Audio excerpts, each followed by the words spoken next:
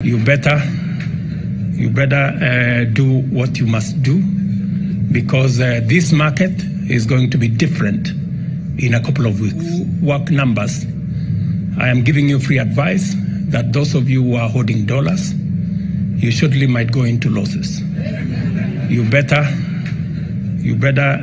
do what you must do, because this market is going to be different in a couple of weeks. Sure, everyone saw the president of Kenya who made a warning to everyone, an announcement, and said that if you hold dollars, you probably want to get rid of them as fast as possible, because in a few weeks, everything's going to change. So let me explain. Here's what happens when the Saudis and OPEC dump the dollar as the international reserve currency for petroleum. Day one, the markets will immediately start to tank. Inflation within a week, maybe two, will start to rise by 50 to 70%. Everyday items that you could walk in the grocery store and grab will now be so expensive you're barely walking out with 2 or 3 things. The dollar at that point will be worthless, because it was at one time on the gold standard and it was taken off. The only thing the dollar had before was that it now was backed by oil, and that's now gone. So the US dollar at that point will have absolutely no value. Next, Congress will try to implement some type of pricing control. They'll immediately pass through some sort of bill which will do everything in its power to keep pricing low. This will cover everything from groceries, goods, services, utilities. But at that point, the damage will already be done. Here's where their problem begins. Within a few weeks, about 70% of the population of the U.S. will find themselves unemployed.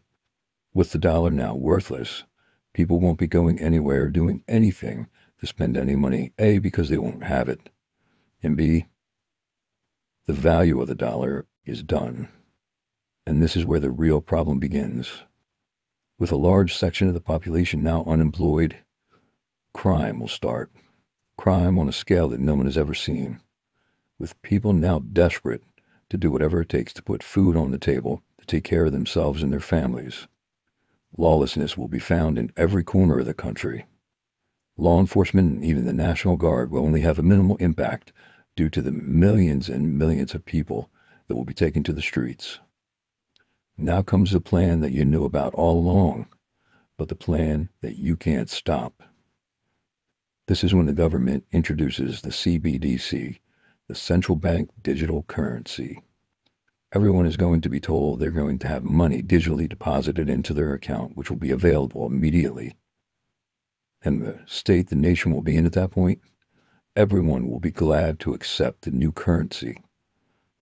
You see, the plan isn't to fight you. The plan isn't to try to take you over. The plan is to make you desperate and then offer a solution that you'll gladly accept. And in order to do this, they just need to control your money. But the first step is to take your money away. And the way to do that is to make the dollar worthless. Once the new central bank digital currency is accepted, all of the new programs and systems that have been put in place will now be used. Surveillance, censorship, monitoring, everything that's needed to keep the entire population in line. As I stated before, this isn't going to be something you can fight. They control the monetary system. They control the money.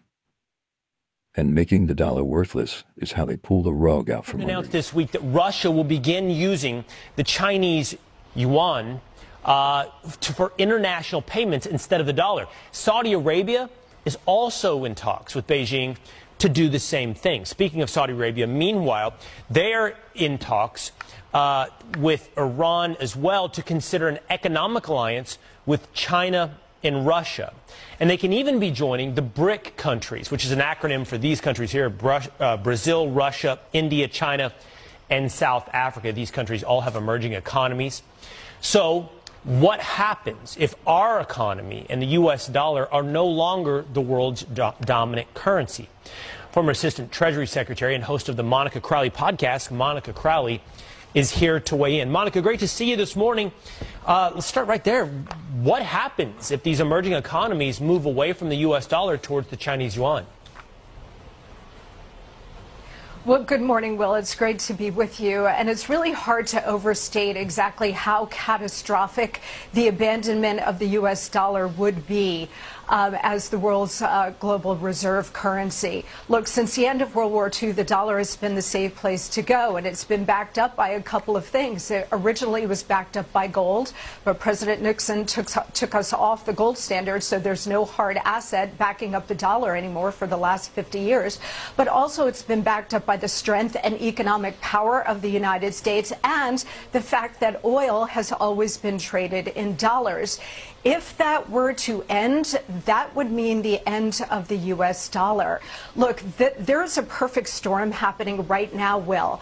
The world's reserve currency being that, having that status has been a real privilege, but we've abused the privilege by wholly reckless monetary and fiscal policies over many years, certainly over the last couple of years, which has really devalued the dollar. On top of that, now you do have this perfect storm of Biden's weakness, his war on American domestic energy production, the Ukraine war, and as you point out, because of all of these things, we've got America's enemies led by China forming a new economic bloc. And all it would take at this point now, because we're at this pivotal moment, Will, is for Saudi Arabia, who has indicated that they're open to this, to say, you know what, we're going to be open to considering other currencies to trade in oil. If that were to happen, there would be a complete implosion of the global economic system, but certainly the American economic system. And if that were to happen, you'd be looking at sky-high inflation, just raging Weimar Republic kind of inflation. If you think inflation is bad now, just wait. But more importantly, we would lose our economic dominance and we would lose our superpower status. Monica, the world's reserve currency, you said it's a privilege for the United States for the dollar to have been the world's currency. How does that relate to each individual American? How has that changed or impacted or improved our lives throughout the last several decades?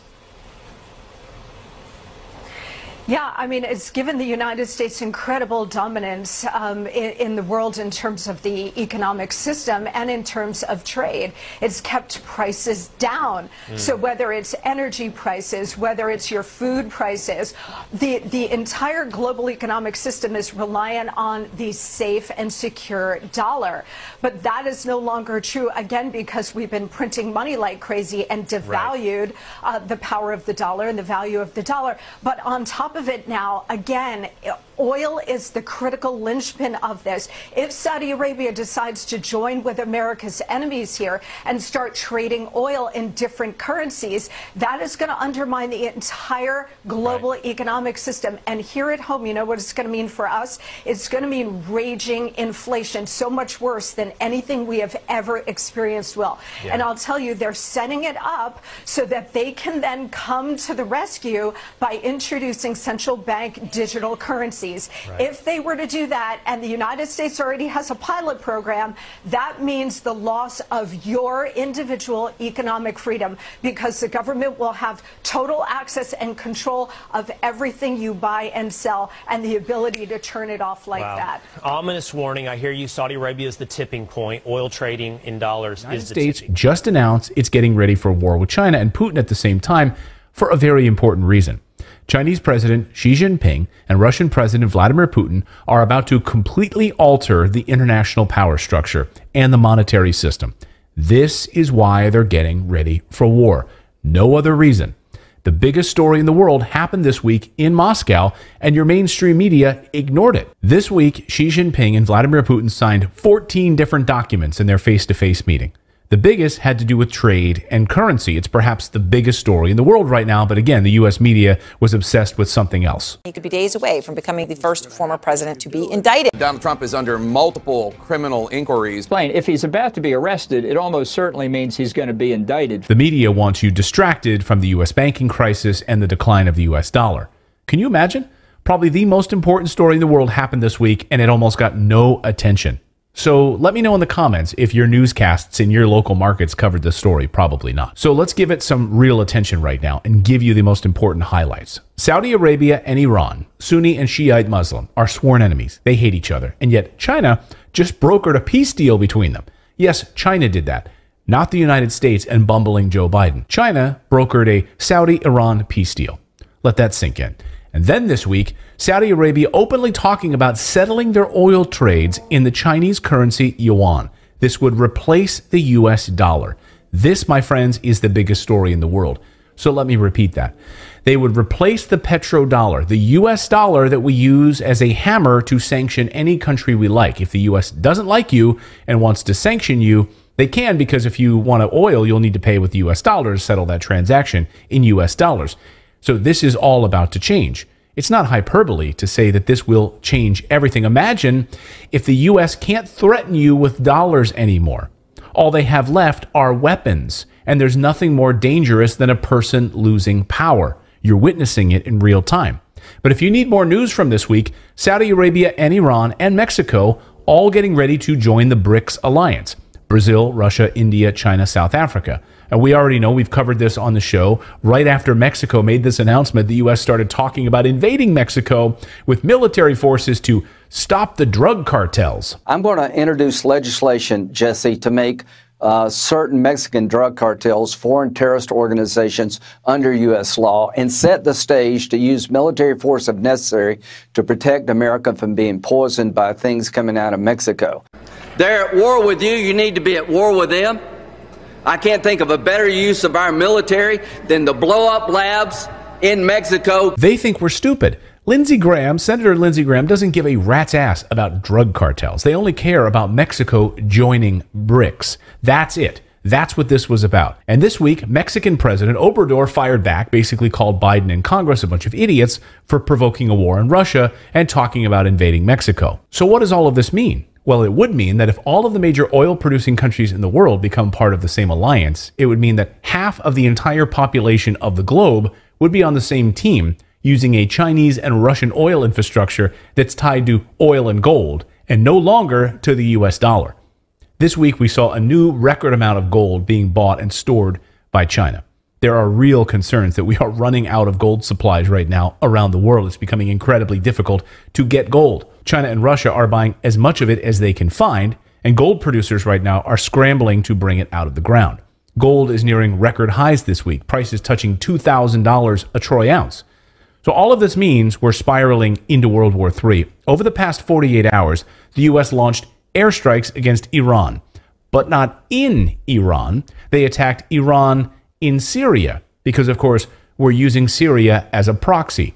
This is a response to Iran attacking American soldiers in Syria. Again, why the hell are Americans in Syria in the first place? To make no mistake, the United States does not emphasize seek conflict with Iran, but be prepared for us to act forcefully, protect our people. So Syria is ground zero for what's about to happen in this new world order. But again, just pay attention to Trump getting arrested. That's what the deep state wants you to focus on.